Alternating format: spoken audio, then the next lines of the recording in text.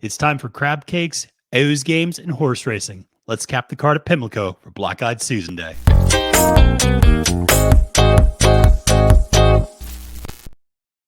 Salutations and welcome, friends. I'm your host of this episode of Capping the Card. My name is Matthew DeSantis, and you can find me on Twitter at the handle at Failed to Menace.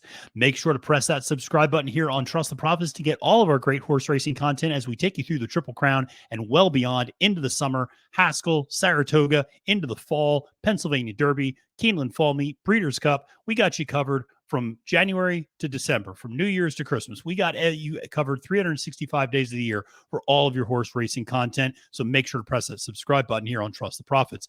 Make sure to like this video and comment below with what your best bet of the day is and who you like in the Black-Eyed Susan. Well, just as a quick reminder, we're going to be dropping this episode, obviously focused on Black-Eyed Susan Day, but we are going to come back and have a very special Capping the Card for Preakness Day as well. That video is going to be coming out Friday morning. I'm going to be joined by Ashley Mayu of FanDuel TV and TVG. You know her well. She's been great. She's come on the show before, helped me out with a few races as well. So she's going to come back on, help me out. We're going to cover all of the races for Preakness Day on that Capping the Card that's dropping Friday morning. Now, if this is your first time watching Capping the Card, listen, the premise is pretty straightforward. I'm going to take you race 1 through 14, and I'm going to give you my top pick and my top value play for every single race. Hopefully gives you some ideas of horses to use in vertical sequences or spreading in horizontal sequences. So exciting card, I think. Exciting day. If you see me out there at the track, please come up, say hi to me. Love to see you. I'll be up there for Black-Eyed Susan Day. Probably dressed a lot like this, so make sure to come say hey. I'll be pretty easy to find, I would imagine. Just look for an Italian guy with a big nose wandering around. You'll find me. And so should be a great day. It looks like a beautiful day of racing as well, which is, I think, really important just to make note of. Conditions should be fantastic for Black-Eyed Susan Day, so should not be an issue at all. Well, let's dive into the card and let's get into race number 1. Kick things right off. We're going into a $60,000 allowance, going 1 1/8 miles on the turf for 3-year-olds and up. And it's interesting. This is a race I don't really like the second choice at all, Evan Harlan, and I don't like the third choice at all, O'Captain. If I didn't like Battle of Normandy, I would get a huge price. And so maybe if you go, listen, I don't like Battle of Normandy because he's on the far outside post, or one of the far outside posts, post number 13. But he just makes a lot of sense in this spot. There's going to be a fair amount of pace in this race. This is a horse that has a nice closing kick as well. 5-2 in the morning line. I know you're getting the favorite, and this horse will probably get bet down for Shug McGahee with Irad Ortiz Jr. aboard, but it checks a lot of boxes. This is a horse second time back from a layoff. This is a horse that just, if you scratch the Pilgrim, which was over a yielding turf, everything else makes a lot of sense. Broke its maiden, finished second by a neck at the with anticipation. Then, like I said, has that poor effort over the yielding surface at the Pilgrim, comes back and runs a really game 5th place in the juvenile breeders, in the Breeders' Cup juvenile turf, and then goes on the bench from November until April, comes back in a high-level allowance race at Keeneland, and I was all the way against him that day, getting Lasix for the first time, and he ran a really strong second. He actually ran a little bit better than I thought he was going to run that day with Irad aboard, but now you're getting second back from the layoff. Shug is always good in that spot, 20% in fact, and I just think another step forward is logical. It should be pointed out his best speed figure actually came off that long layoff. So I think there's even more to this horse than meets the eye. I think he's going to get even better the second time out. And if so, I think he should be able to handle this field pretty easily. Like I said, I'm not thrilled with Evan Harlan as a second choice. O'Captain, the third choice, is trying turf for the first time. I'm willing to kind of wait and see on that one, and I'm going to let him beat me if he's not really done much since coming back from that really long layoff. So I don't feel comfortable using him at 5-1. Now, in terms of value, I think there's a lot of value in this race. Like I said, if you can get past Battle of Normandy, then I think you can get past a couple of the next favorites as well.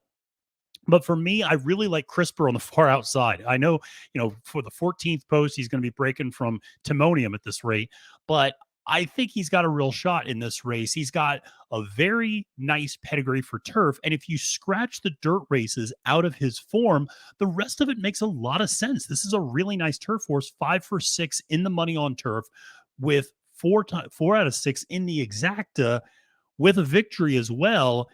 Horse broke its maiden on turf and then ran in some stakes races, always runs really honest, ran against some really nice horses like Wicked Prankster, who comes back to win the Maryland Million Turf next time out. Like I said, there's going to be a hot pace in this race. This horse is going to be coming late. You have Charlie Marquez on the mount. And, I like Charlie a lot. He's a young guy who's a really good jockey in the Mid Atlantic. Tim Woolley, the trainer, pretty good numbers actually coming off the layoff, going dirt to turf. And again, a lot of these horses are naturally turf horses who've been forced to run on the dirt over the winter because we've not had turf racing. But I think this one makes a lot of sense at 12-1 on the morning line. So I'm going to use CRISPR as my value play in race number 1. Let's go to race number 2 on the card, which is a $40,000 optional claimer going 6 furlongs for 3-year-olds and up. And listen, this one might be a good first indication of how the track is playing in terms of favoring front end speed. Because certainly the number 7 horse is going to try to wire the field here. He's the favorite at 2-1 on the morning line. But I'll be honest, I'm going to try to get past him in this spot. I don't necessarily love the 7 in this spot. The last few times out, the speed figures have just been meh, kind of mediocre. I don't think they've been that overwhelming. And so I kind of like the 4 Rugs a little bit more in this spot is my top pick. 5-2 in the morning line for Ron Moquette with Tyler Gaffalione aboard. Here's the thing what I like about Rugs is this is a horse now will be the 4th time back from a long layoff. But if you look at those first 3 times out, progression every single time, has run against really nice horses as well, has run against horses like Skelly and Go West and Osborne and others. So he's been running against really good company. I think you're getting 5-2 in the morning line. Maybe it gets bet down a little bit. But I think that 7 is going to take some money because people are just going to assume the 7 is going to wire the field. To be honest, though, the last 2 times out, Ruggs has got better speed figures than what the 7's been showing lately. So I'm willing to go with Ruggs, the second choice on the board, as my top pick. I think this horse makes a lot of sense. And like I said, is progressing nicely. The number 6 horse is going to be my value play, Holy Synchronicity. That's going to be a little bit of a mouthful. 6-1 on the morning line for Rodolfo Sanchez Salomon. And it's a horse that's really versatile, and that's part of the reason I like him. He can sit a few different types of trips and has had success sitting different types of trips. He can sit close. He can sit a little further off. He's been running at this optional claiming 40 level, and while he's not won there yet, he's finished second underneath a few times. So he's not really, like I say, he's not stepping up in class. He actually beat the favorite, the number 7, C's Get Degrees. He's beat that horse last time out, or 3 times out ago, I should say. Has faced some nice horses like Doppelganger, Al Loves Josie, Classier. He's faced some nice horses in these different ranks. He's run a bunch of different distances. I do think 6 furlongs is probably his best distance. I feel like he's an underneath play, but at 6-1 feels like a very honest horse that's likely to hit the board in this type of a spot. So definitely like him just because, like I said, he's versatile and can sit a lot of different trips. The other thing I should note about Ruggs, just going back to that, my top choice for a second, actually taking a step down in class a little bit. It was running in optional claimer 75s at Oaklawn, and now this is an optional claimer 40. So you could argue that he's taking a little bit of a step back in class and getting a little bit of class relief in this particular field. Let's go to race number 3 on the card, and this is a $57,000 maiden special weight going 5 furlongs on the turf for 3 to 5-year-old filly and mares, and very specific conditions here. This is a really wide open race. There's a Wesley Ward horse that is going to get bet down to high heaven on the far outside, the number 12 post. I don't love it from the number 12 post, but I also don't love it if you paid any attention. Wesley Ward had 2 supposed monsters, 2 supposed gorillas running last weekend at Gulfstream Park. And guess what? They were 0 for 2. These 2-year-olds and these younger horses that Wesley Ward has sometimes can be a little bit, you never know what you're going to get with them. And so this is, the 12 horse is making her debut, even though she's 3 years old for Wesley Ward. And Lady Wildcat, I'm just going to take a pass on. As a result, I'm actually just going to go one spot inside to the Carrie Bryan horse, Caroline Christina, at 6-1 on the morning line. You're getting a little bit more of an honest price, I think, with this horse, and maybe it floats up a little bit more. This horse has been turning on some really nice works leading into her debut, and I love her pedigree. The sire is very nice first time out with Oscar Performance up top. The dam tied is high. The only other offspring she had was a first out winner as well. So there's some precocity in the pedigree. The half sister, like I said, broke her maiden sprinting on turf. Oh, wait a second. We're sprinting on turf. That's a good sign. And is also stakes place and just ran second in a high level allowance at Keeneland on the turf sprinting. And really came out of the box, with like an 80 buyer speed figure plus. So, like I said, there's precocity there. You get Carol Cedeno aboard for Carrie. I like this play a lot. I think you're getting a little bit of value here in a race that feels very, very wide open. Now, for my value play, I'm going to take a shot downfield. And this is admittedly a very big shot downfield, but I'm going to go with the number 6B Mountain at 15-1 on the morning line for Ferris Allen the third, with Yoel Ortiz aboard. And if you look at this horse's running lines, you might be able to figure out why I like this horse, because the only time this horse has run anywhere near a good race, it was sprinting on the turf. Every other effort this horse has turned in has not been particularly good, but every other effort has been on the dirt, going long, and going long on the dirt. And it just has not been very beneficial. If you go back and look, this horse ran in a restricted stakes race, the Jamestown Stakes, on September 7th, which is Virginia Derby Day, down at Colonial Downs. The horse finished second that day to Sendero, who is a real nice horse for Todd Pletcher. That was by far and away this horse's best effort. And yes, this horse is coming back from a little bit of a layoff. Certainly was eased up last time out, finished 47 lengths back. That was also the first start in 5 months. So I wonder how much of that was just conditioning to get back out on the track, etc. But I feel like this is a horse that is more of an underneath play. The pedigree screams turf. The last effort, like I said, wasn't great. And there's a reason you're getting 15-1 on this horse for sure. But like I said, I just think this horse makes a lot of sense. And it should be pointed out, since that March 10th race, this horse has trained 4 times. And those 4 works have gotten increasingly better, which shows me this horse is feeling a little bit better. I think is in better condition than he was last time out. And again, only time this horse has run well was on the turf going short. We're on the turf going short. I'll take a shot with this horse in this particular race. Let's head to race number 4 on the card, which is the first of the many stakes races, the Eau Claire DuPont Distaff, going 1.1 miles for 3-year-old nut fillies and mares. And listen, I'm not going to overthink things in this one. I'm going to go with the favorite, Interstate Daydream, even money for Brad Cox and Florent Giroux. Of course, this is a horse that won the Black-Eyed Susan last year. So you know that she can get over this ground at Pimlico just perfectly fine, one of her best performances. And this will be third back from a layoff, third back on the form cycle. First time back was in the Aziri, and she ran a huge race, I thought, to Secret Oath and Clairiere, finishing third that day by about 2.5 lengths. Came back in the double dog dare and didn't run nearly as well. Thought she would run better. She went off as the favorite that day. Just didn't seem to have that next gear. But Cox, third back on the form cycle, seems to be pretty strong. Additionally, this horse has been working lights out since that race. Actually, has been working better coming out of that race than she did coming out of the Aziri. I think that's something that should be pointed out, that her works coming out of the Aziri, or coming out of the Aziri before the double dog dare, were not that spectacular. Her works now look spectacular. So she's been training great. She likes the ground here. Every metric you look at, she is by far and away the dominant horse in this field. I know we have Falconet and the number 6 horse at 5-2 for Todd Pletcher. That just feels like an AB horse to me. She's on and off. I never get her at the right time. Maybe that's a little bit of buyer's remorse on my part, but I also feel like she just is not a particularly reliable horse. And I feel like sometimes she turns in some questioning performances. I just don't think she's fast enough to keep up with a horse like Interstate Daydream. So Interstate Daydream is my top pick here. Now for value, I will go to the number 3, who's 8-1 on the morning line. That is Butterbean for Ken McPeak with Flavian Pratt aboard. Listen, this horse has some interesting running lines. It was a monster early on, and really, took a while to break its maiden, but then really kind of found a groove, won a couple of stakes races out at Prairie Meadows in Iowa, then steps up into the CCA Oaks at Saratoga against Nest and Secret Oath, and just gets absolutely demolished. It was the only time, well, not the only time, but the most recent time off of Lasix, and finished 48 lengths back. Promptly went to the bench from July until March. That's a really long layoff.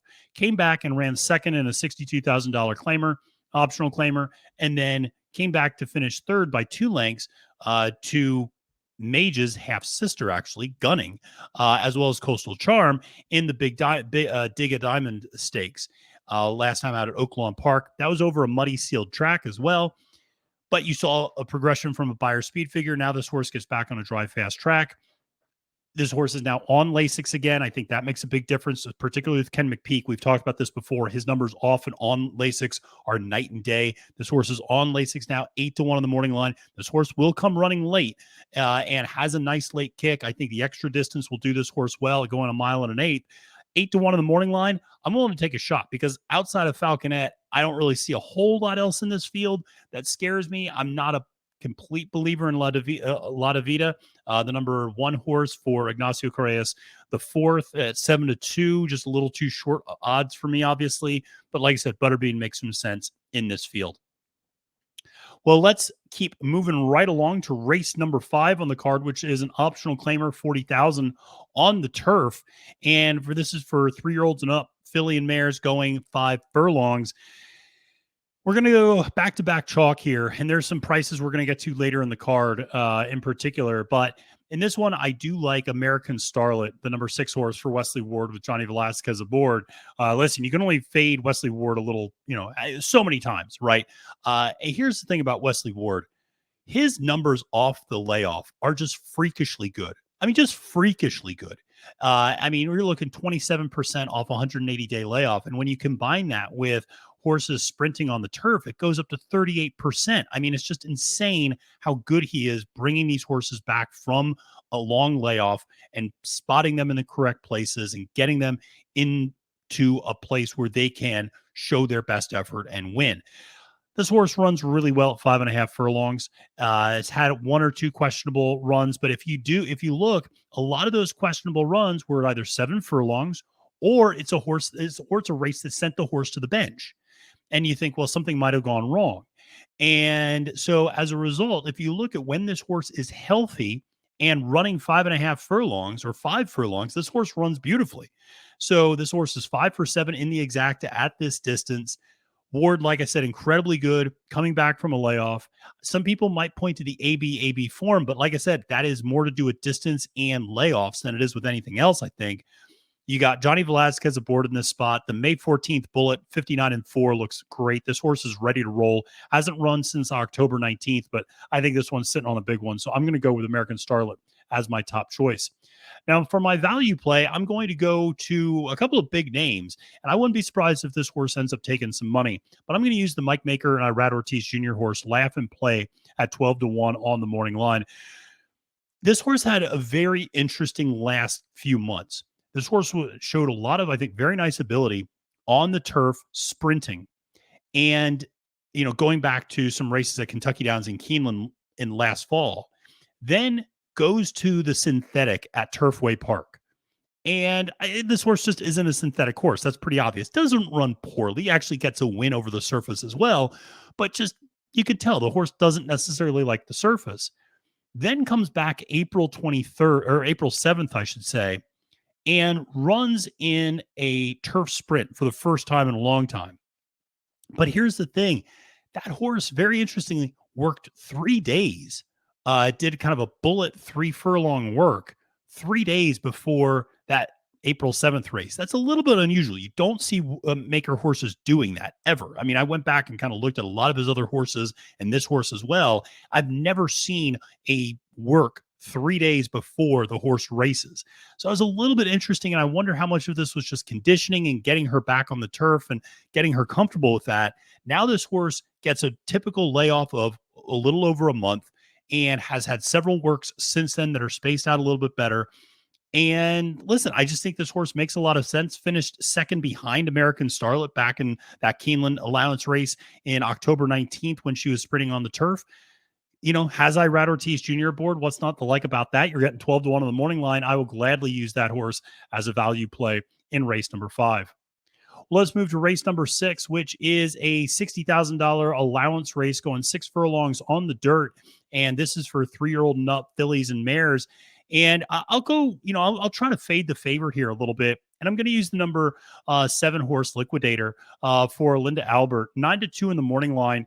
And, I like this horse for a few different reasons. One, it's a very consistent horse, just an honest runner. you just might say doesn't quite win quite enough, 4 for 12 winning, 6 for 12 in the exacta. So there's some solid efforts there. 1-3 back, finished second the last 2 times out, basically at this same level. Optional claiming 62, but allowance 62. Maybe splitting hairs in terms of some of the differences. Obviously, some of the conditions are going to be a little bit different. Um, Part of the reason I like this horse as well is this horse has won a few different ways and has versatility to sit different types of trips. This is a horse that also has gone a mile, 5.5 furlongs, and everything in between. So there's a lot of versatility here with Liquidator. 9-2 in the morning line. I think you're getting a fair and honest price. Royal Whisper is the favorite in this spot for Brittany Russell. Listen, Brittany is absolutely on fire, but she can't win everything at Pimlico. She's winning 58%, which is absolutely nuts. But listen, Royals Whisper, the number one horse, has finished second the last 2 times out in restricted allowance company races. A short price breaking from the inside rail. I'm going to move elsewhere. Number 2 horse, Hide Right Away. I like a lot. I picked that horse to win actually last time out, but that was only a few days ago. That was actually 5 days ago as the time I'm recording this. This horse broke its maiden last Friday. So it's going to be running on 1 week's rest. I don't know if Norm Cash is going to actually do that. I don't know if this horse is going to scratch out. I will gladly use this horse as the early speed up front, who I think will fade late.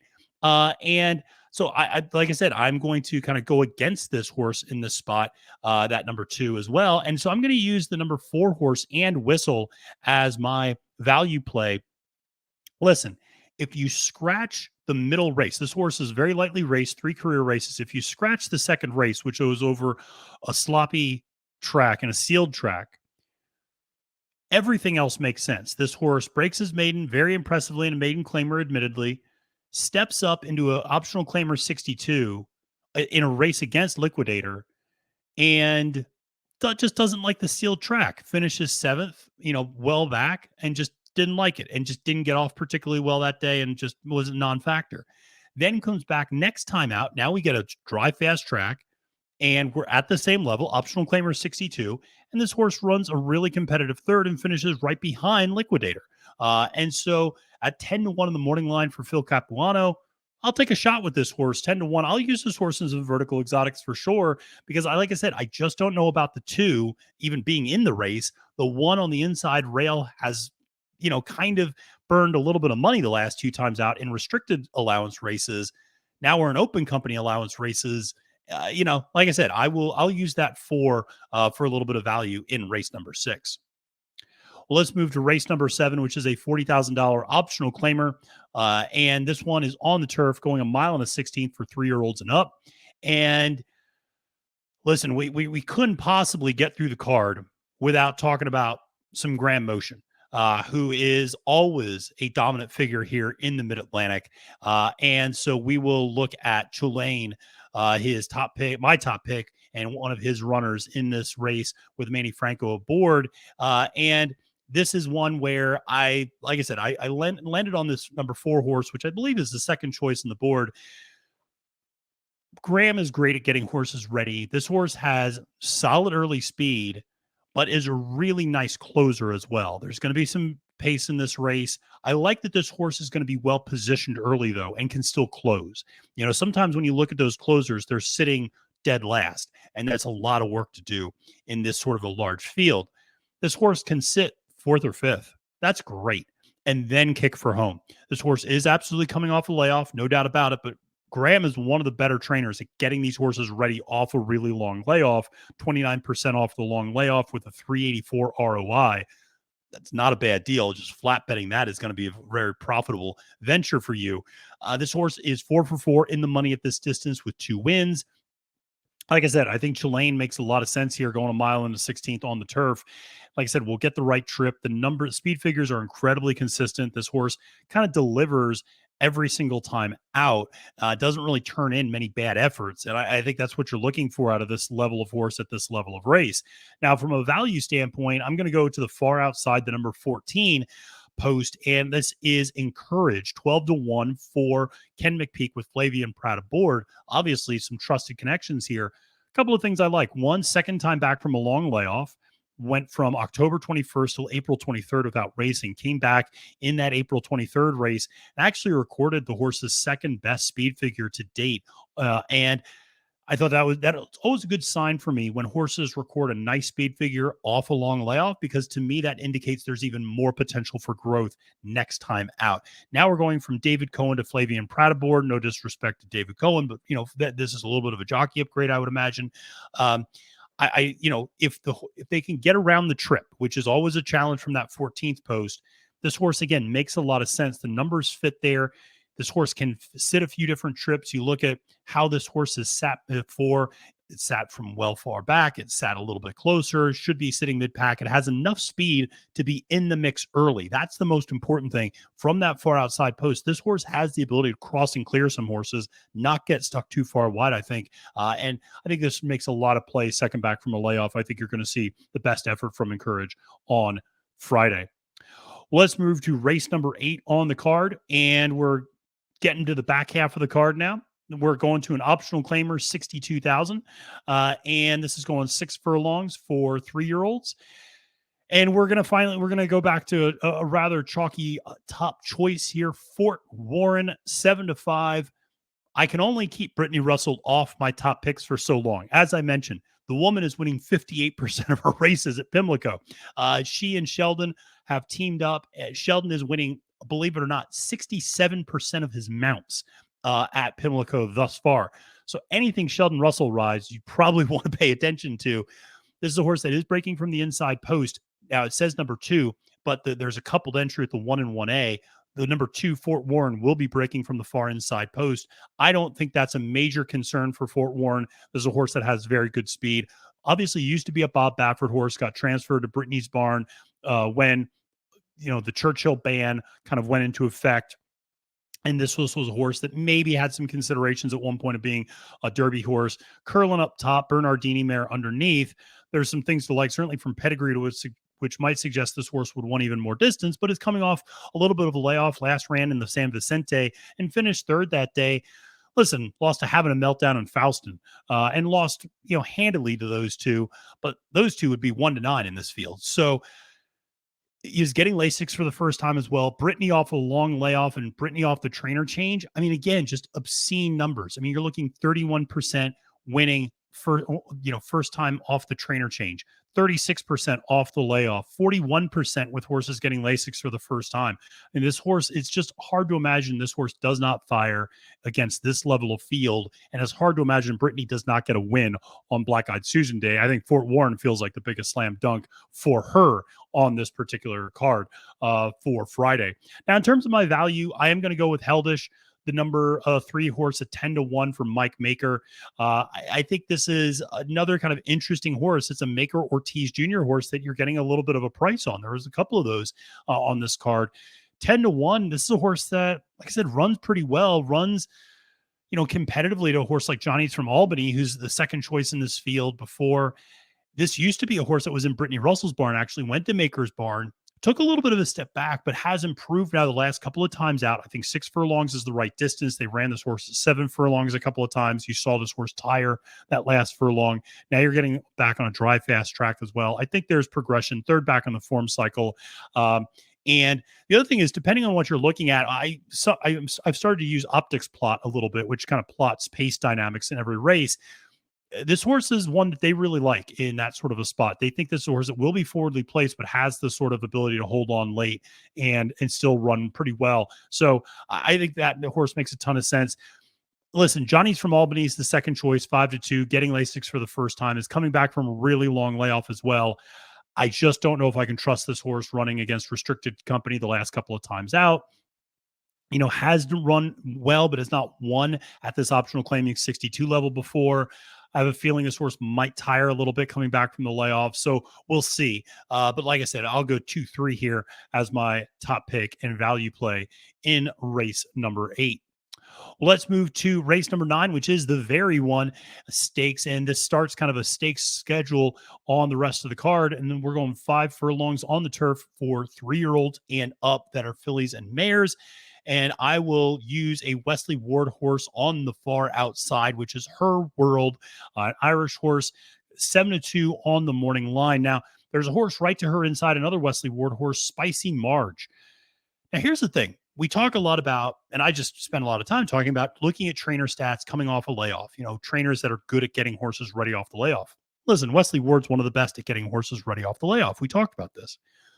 But I also like to look at how horses do off layoffs. That's an important factor because the trainer can be great, but if the horse has a history of not doing well off layoffs, then I'm going to probably lean more towards the history of the horse rather than the history of the trainer. In the case of Spicy Marge, who's breaking right inside of her world, Spicy Marge is a big name that might get bet down a little bit, but if you look, Spicy Marge does not run well off the layoff. Usually needs a race to kind of get back into shape a little bit. I have a feeling this might be another instance of that. Her world, I feel like it's a little bit of a shorter price at 7-2, but this is a horse that, again, looking at different metrics, everybody loves this horse. And you start looking at different numbers. What's interesting about her is if you look at those first 3 turf races in her career, the speed doesn't necessarily work. But this is a horse that broke her maiden on the turf in a stakes race, then goes to the Limestone and runs a really strong third that day, comes back in allowance company, finishes second, then goes to the Turfway Synthetic after a really long layoff for a while, runs in a couple of allowance races, wins one of those, then goes to Keeneland on the turf last time out in an allowance and wires the field. Now, she's not demonstrated that she can rate yet. If she sits second or third, she's not shown the ability to do that. She's only one wiring the field. Is she going to be able to wire the field against Spicy Marge? I don't know. Quite frankly, we won't know until the gates open. I think she actually can rate. It's just, if you look, sometimes her races in which she's rated, there's been other factors that have prevented her from winning. So I think that she can rate and sit second if she wants to, particularly to a horse like Spicy Marge, her stablemate, who I think is going to fade late because of conditioning. So, and just because of the history. This is, listen, her world is 4 for 4 in the money at this level. This is a step up, certainly, but has run well in listed stakes competition before, sprinting on the turf. 7-2, trusted connections. I will go with her world in this one. Now, from a value standpoint, I am going to use the number 5, Thundering Creed, for Michael Tomlinson with Joe Rocco Jr. aboard. And this is a pretty simple one. This is a horse that largely has been running on synthetic and dirt. But if you look at the 2 stakes, if you look at the 2 turf performances, they make all the sense in the world. This horse goes out first time on the turf, wins an optional claimer 80 at Kentucky Downs going 6.5 furlongs. That's not easy to do at all. Wins that race coming from behind, and then follows that back up with a second place effort to Caravelle in the Franklin in a grade 3 race. So, it shows a lot of class being able to back up that first time turf performance with a stakes place performance next time out to a really good and obviously Breeders' Cup champion winner in Caravelle. So there's a lot to like there. Went back to the synthetic, didn't run particularly well, and is now coming back off a long layoff. Tomlinson's not great off the long layoff, but you're getting that baked into the price a little bit. I think this horse might float up a little bit from 6-1. I think this horse provides great value. And if you think there is a pace meltdown, if you think Spicy Marge and in her world and some other horses are going to burn things up on the front end, this is a horse that's going to come running late. It's going to be passing a lot of horses late. Thundering Creed, I'll use at 6-1 as my value play in race number 5. Let's go to race number 10 on the card, which is the Miss Preakness, or as my buddy Chase Sessions likes to say, the Miss Freakness Stakes. Grade 3, 6 furlongs for 3-year-old fillies. And this is another one. I'm not going to try to outsmart myself. There's a few races on the card where, chalk seems pretty straightforward. And this is one of those. Number 2, Key of Life, I should say. Even money, Brad Cox, Flavian Pratt. Again, connections that you generally can trust on a big day. This is a massive favorite on nearly every metric you use. Do you look at Timeform US? Do you look at DRF? Do you look at Brisnet? Do you look at Optics EQ? I look at all of them on big days. They all tell me this horse is a can't miss lock. And here's the thing. I don't need those numbers to tell me that. I can look at the PPs and just go, listen, this horse is coming out of a grade 2 victory wiring the field and has run against some excellent horses as well. Even when she's lost to horses like Red Carpet Ready and Classy Bridget and Pate and some other nice horses. So she is 8 for 5 winning, has never missed the board, and I feel like is in her best form right now. I actually think the 6 furlongs is perfect. I think the 7 furlongs last time out in the Beaumont was probably her max. I think cutting back to 6 furlongs is going to treat her really, really well. The May 6th work over the Churchill Downs surface, going 1:03, was made a lot of sense. Feels like a very obvious choice here. I'm not going to overthink it. I will go with this horse. And Maple Leaf Mel, listen, Maple Leaf Mel's the second choice, 8-5. And this is part of the reason why I like um, the Key of Life a little bit more is Maple Leaf Mel coming out of those state restricted races up in New York. Now, the quality of those races have gotten better. We've seen horses like Security Code and Law Bon Temps come back and win after she beat them in the Eastview last time out. That was a big speed figure jump off the layoff. Will she be able to back that up with another one? We'll see. Jeremiah Englehart, certainly a very capable trainer. Joel Rosario, very capable jockey. I do worry about Joel on a speed horse sometimes. And I just wonder, I just think that Key of Life is a little bit faster out of the gate and just has better overall speed. And those last two efforts are better than anything Maple Leaf Mel's done. So I'll go with Key of Life here. For my value, I'll go with the horse Afternoon Tea, who actually just broke her maiden last time out. But if you pay attention, that first time debut was only ran 2 races. That first time debut was actually on the sloppy sealed track at Oaklawn Park and ran against some nice horses, ran against a horse like Donnie, who came back to win next time out, and Grove as well, who's a really nice sprinter, I thought, in that spot, and was also coming from pretty far back, in the mud and the muck, and, didn't break particularly well that day, sat last in a 9-horse field, and then made a move and ended up finishing third that day. What does she do next time out? I love to see this progression. First of all, we go up to Keeneland. We're stretching out a little bit to 7 furlongs. More importantly, we break on top. She's breaking from the far outside post. She breaks first. She ends up slotting in and sitting a nice stalking trip, sitting 4th or 5th, and then making a strong move, holding off a challenger late. Like that a lot. Showed a lot of class and a lot of ability. I think there's another step forward for this horse. You have Spatestown up top, Damn out of Ghost Sapper. Again, pedigree's right there to suggest this is a really nice horse. I think, you got Irad Ortiz Jr. aboard. 8-1 on the morning line feels like a really nice race. And this is one where I'll probably do a 2-4 exacta, just straight up, not overthink it. Let's go to race number 11 on the card, which is the Hilltop Stakes. And this is one where I would say get a price. You're going a mile on the turf for 3-year-old fillies. And this is, I think, as wide open of a race as there is in the card. I think this 3-year-old filly division on the turf is one of the most exciting that we have, between horses like Heavenly Sunday and Papilio and Cairo Consort, as well as all of the horses in this field. This is a really exciting race. I love a bunch of horses here. I like the 8-horse, the 10-horse, and the 11-horse. I like all 3 of them.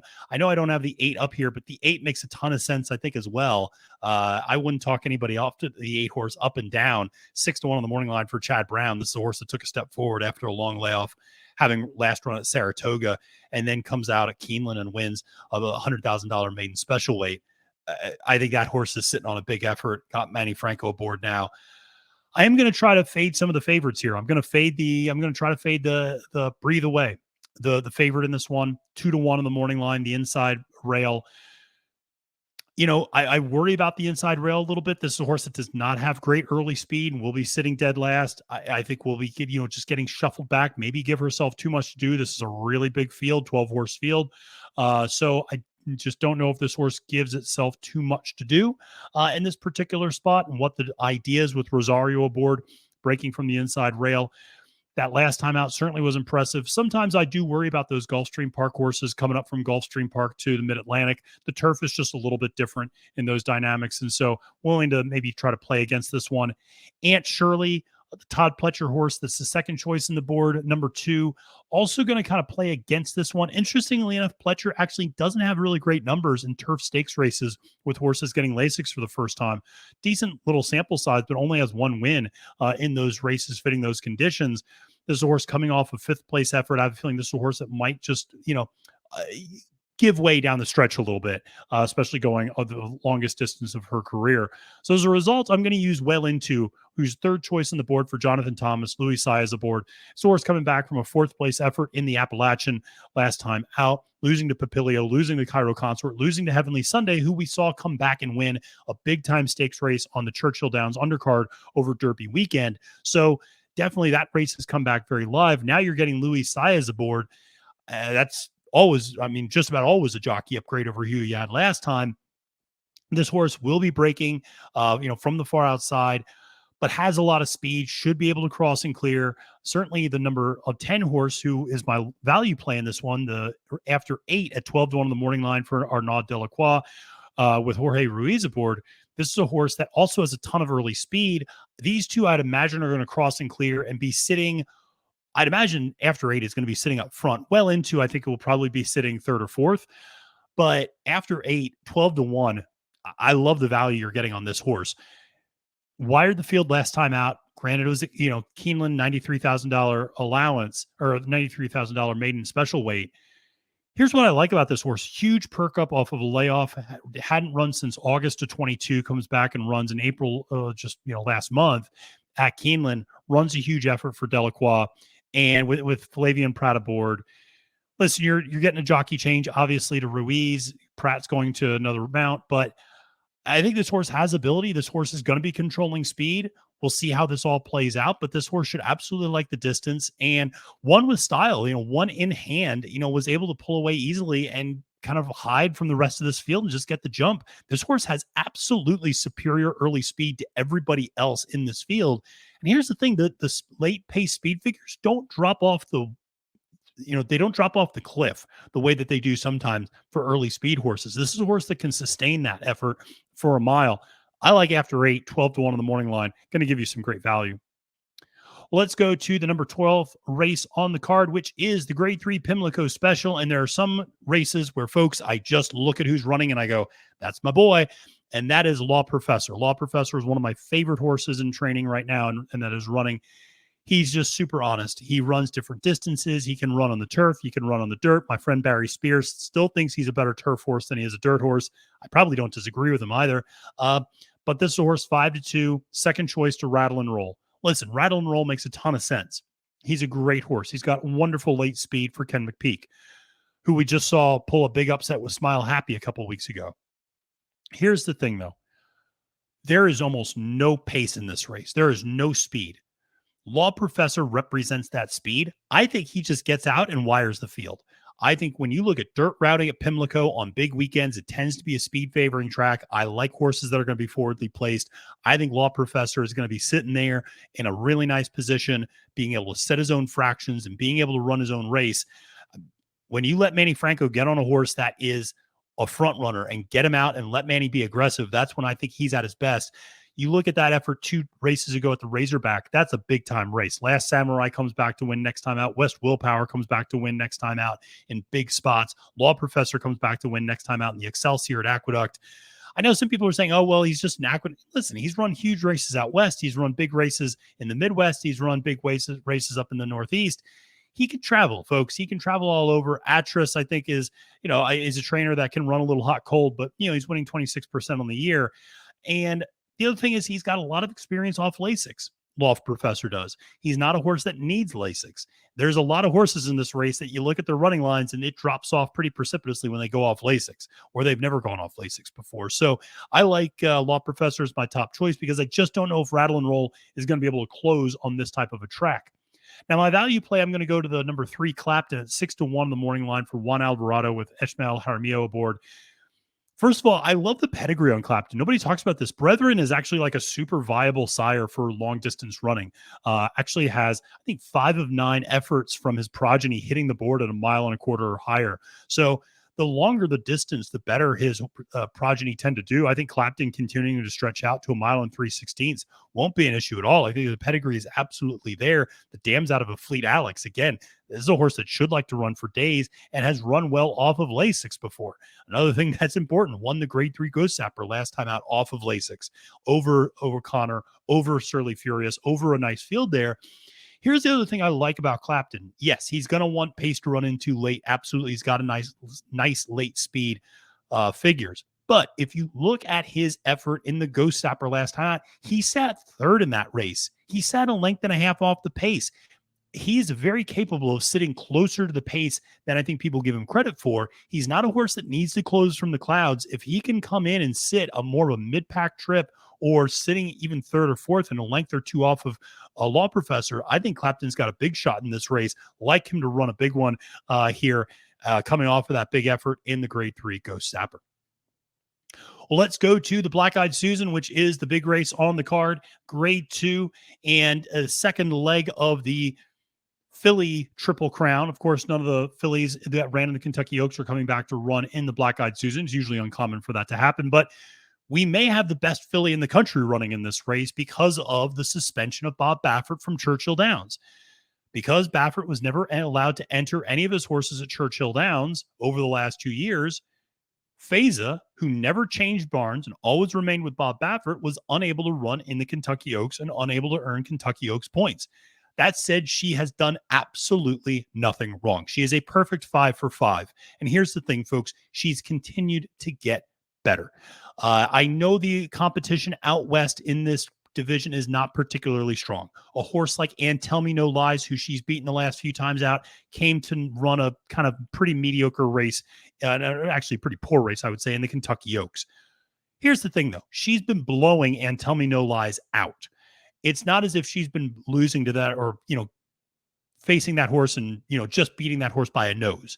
She's been blowing that horse out repeatedly and getting better every single time. Last time beating her by 6.5 lengths last time out.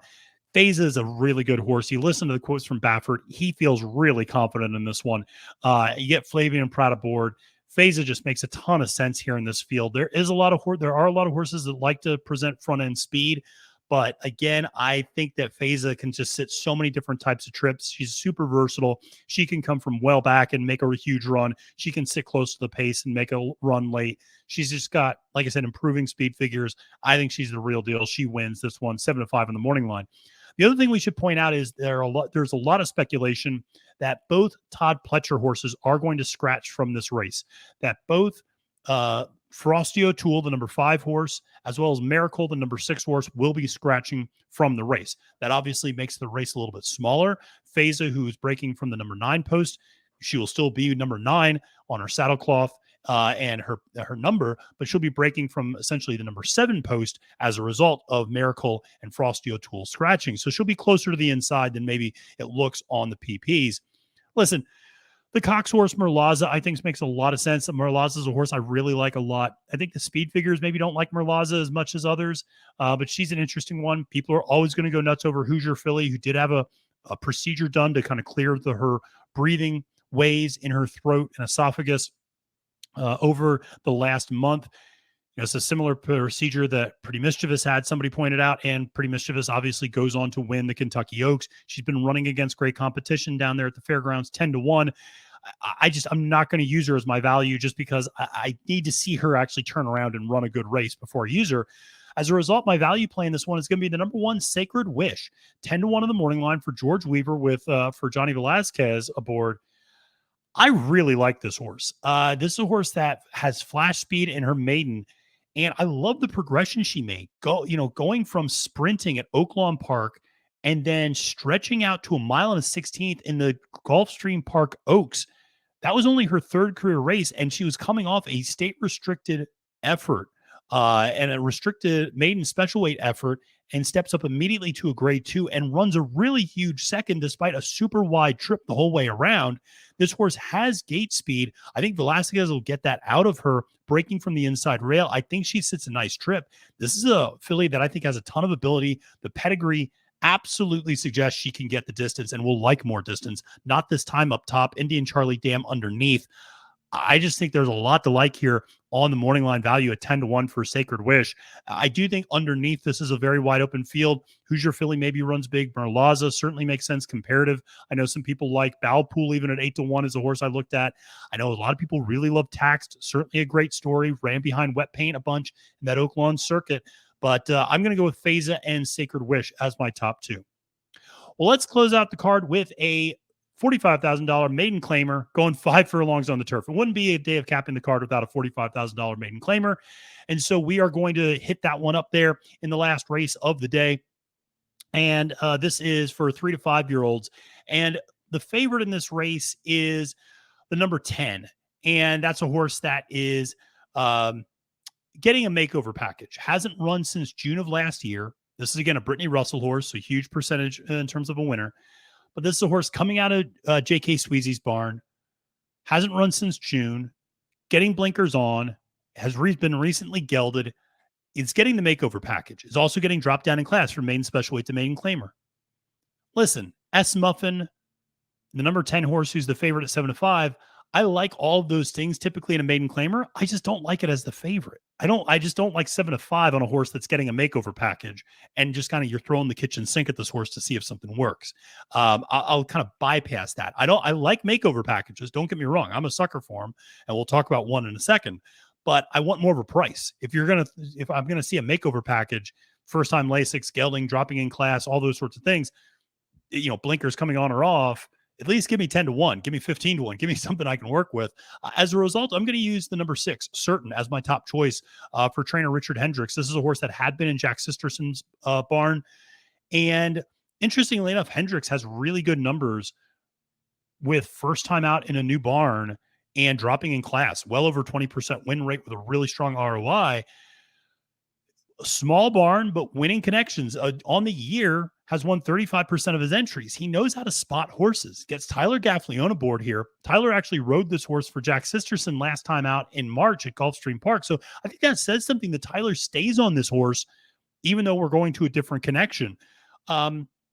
This horse, I think, has the right distance and surface finally, and the right level of class. Started out in $149,000 main special weight against Arabian Night and Determinedly on the Breeders' Cup Day undercard. That was a little too much. And immediately then went to the turf in a maiden optional claimer, going 5 furlongs at Gulfstream Park and finished second that day. Then goes up to a maiden special weight, going 5 furlongs on the Gulfstream Park turf and finishes a closer up third, actually. Doesn't run a bad race. Then goes a mile, which is just too long. You just look at the running lines. This horse just fatigued late. This horse is a sprinter.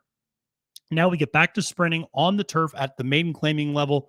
Fantastic. This is where this horse is going to run best. 9-2. I'll use this as my top pick.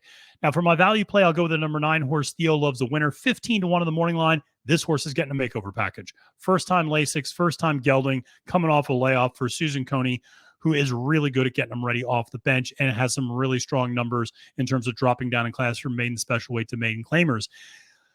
Listen, the other thing is once you get past in terms of the horses that are drawn into the fields, there are some nice also eligibles I should point out. Like the 14 makes some sense, even the 13 makes some sense.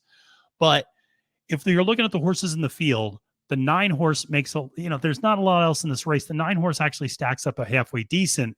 This is a horse that ran in a big spot in a maiden special weight at Colonial Downs sprinting and finished behind to Evenly Divided and Sendero, that Todd Pletcher horse I mentioned who came back to win a big time race. Evenly Divided comes back to win again, has faced a lot of next out winners throughout his career, has run well on the turf, is coming off a long layoff, admittedly hasn't run since September, but I'll take a shot with a horse that's getting a little bit of a makeover, getting Lasix for the first time, should be pretty forwardly placed for a trainer who has a good reputation at knowing where to spot horses and when to drop in class. So Theo Loves a Winner, big price at 15-1 to close out the card. All right, folks, that'll do it for me. 14 races in under an hour. Not bad. All right. Well, listen, make sure to tune back tomorrow to get the full Capping the Card with myself and Ashley Mayu for the Preakness Stakes card that's dropping Friday morning. Ashley and I will give you our top picks, top value play for every single race on that card. Can't wait to talk to her about all of those. Make sure to press that subscribe button, like this video, and comment below with your best bet on the card and your pick for the Black Eyed Susan. Again, if you see me out there, folks, make sure to swing by, say hi, love to chat. Until next time, friends, my name is Matthew DeSantis, wishing you a great and prosperous day at the races and reminding you that it's now post time.